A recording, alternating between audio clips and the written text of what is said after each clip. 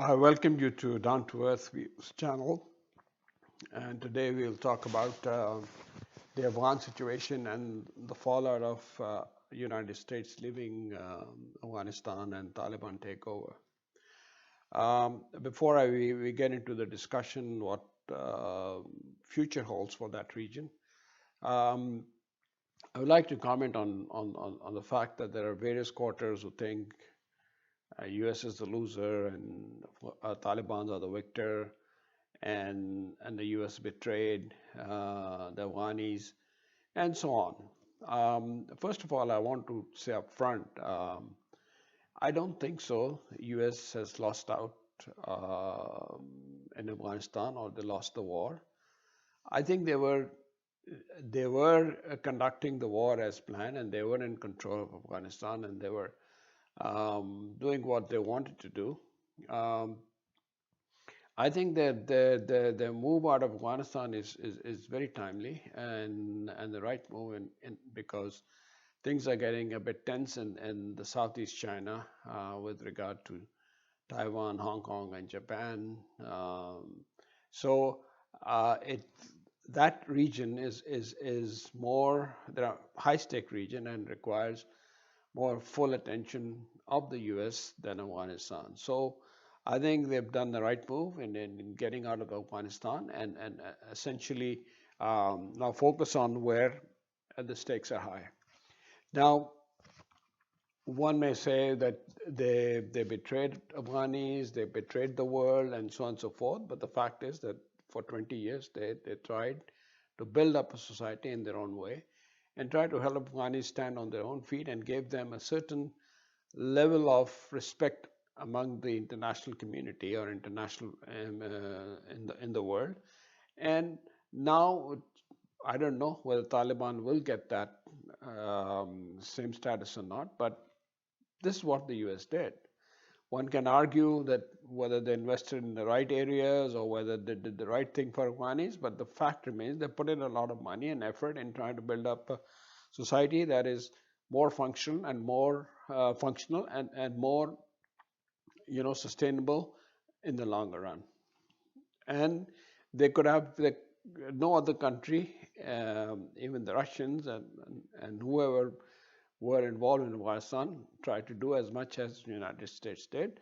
And I think they did their part, and I don't think that is the loss, but I think it's a tactical move which is needed, which was needed now. Now, with regards to Taliban, I don't think so. They have really uh, gained anything out of what they've done. I think they've lost out.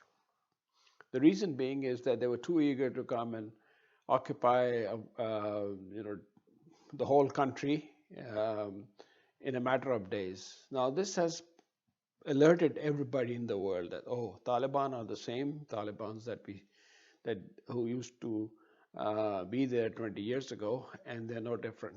And they just basically are scaring the world. At least that's what it appears. And secondly, they have come up with the same ideology. They have their own flag. They have their own national anthem. They have their own dictum. They have their own social norm. They have their own brand of religion, which does not resonate with everybody across in Afghanistan and across the world. So they have not changed. If I was Taliban, I would have waited for 2 years or 3 years for the next elections, and they basically then participated and come as a majority if they had a majority, which I don't believe they have. And then it would have given Taliban's more legitimacy, apart from the fact that they have their own philosophy and ideology, which would be challenged as they move along. So they are net losers. With regard to some other countries in the region, India basically, yes, India spent $2 billion in building infrastructure or whatever they contributed. Now they've gone back to their own country and they can deal with Afghanistan from there. They don't need to be present in Afghanistan. Similarly, Iran is sitting tight. It has neither gained nor lost anything. The Central Asian republics, they're still the same. They are basically now probably thinking about supporting Northern Alliance to basically create a buffer between them and Taliban. So that is another. I mean, they're also pretty tight. The country that who have, in my view, lost along with Taliban is Pakistan because it's a very strange situation that you both the so-called victor, which is the U.S., which are Taliban apparently, and the U.S., which is termed as a loser, which I believe is not, both blame Pakistan. The U.S. basically say that, at least that's their perception, that Pakistan played a double game. And they took a lot of money from us, but they worked against our interest in undermining our our strategy, and basically we lost a lot of lives, and so on and so forth. Whether it's right or wrong, I'm not debating that.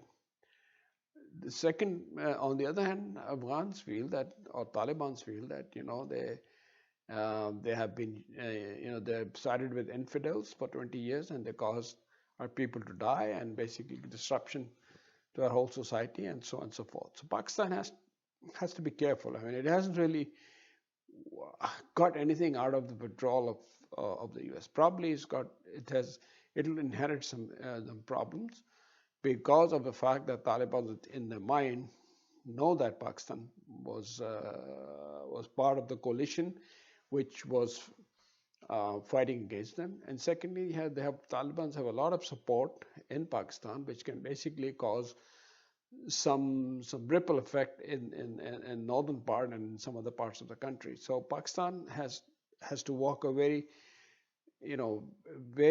guarded line or approach, in the sense that they don't sort of get it wrong. Now, going forward, what is likely to happen? It's anybody's guess, but what I think is probably looking quite apparent is the fact that Afghanistan will probably go into a civil war again, because of simple fact that it's not a country. It's various tribes basically confined to a geographical region. I mean, they're not one country. I mean, Uzbeks are different, Tajiks are different, Shias on the southwest, and Pashtuns. So they don't really see eye to eye with them. And since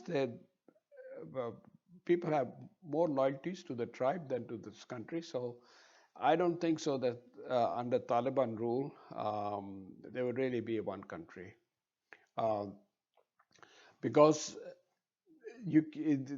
Afghanistan, if you go into the history, was united and did only had a peaceful period during Zahir Shah, which was a sort of not an Islamic government, but it's a secular sort of thing. So Afghanistan is not going to accept Taliban, and over a period of time, you will see this resistance group coming up and fighting.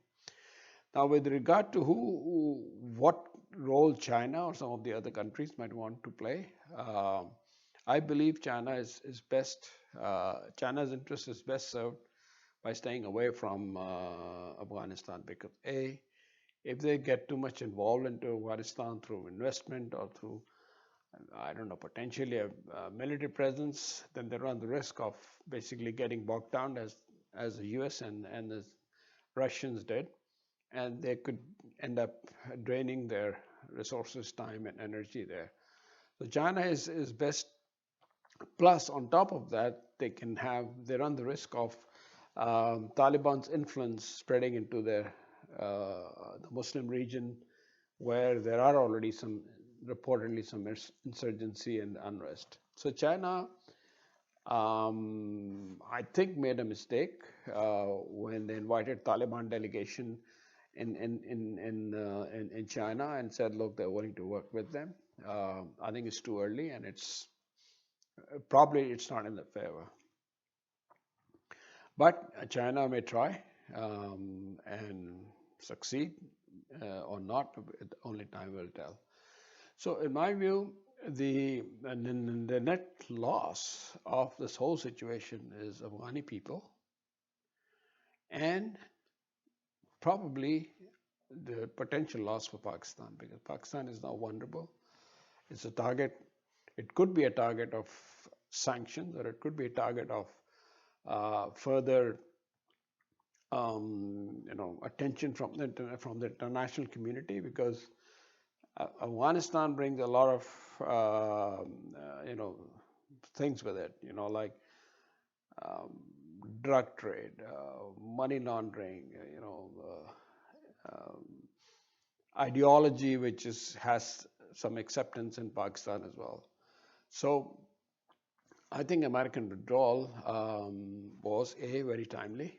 They needed to basically disengage from Afghanistan in order to focus primarily in the South China and China. And secondly, I think they were losing money, and they were basically a lot of the resources were being abused by their own contractors, by the warlords, by Afghani government and corruption. So they really now can sort of avoid that. And I think at the end of the day, their people, the soldiers, are getting fatigued because it's 20 years they've been fighting a war, and it's a right move for the U.S. now to step back and let the world and Afghanis take care of themselves if they want to, and basically use other means, indirect means rather than direct military intervention, to basically gain control of the area. Now, you must have heard that they have seized about 7 or 8 or 10 billion of Taliban assets frozen. Thinking of basically trying to influence IMF for not giving them aid, so they can strap Afghanistan for cash, and therefore it's not it doesn't look a very rosy picture for them. Let's hope things turn out for the better, and let's see how situation unfolds. So in this whole episode, the only parties who lost are Afghan people, Taliban, and to some degree Pakistan. This is my view. I'm just hoping that things turn out for the better for all the countries, including Pakistan. But it's a tough road ahead, and things have to be maneuvered in a way that the situation doesn't go out of hand. If you have any different views, you can comment on that, or if you agree with it, then share and subscribe. And please do leave your comments so that we know your point of view. Thank you for listening. Bye.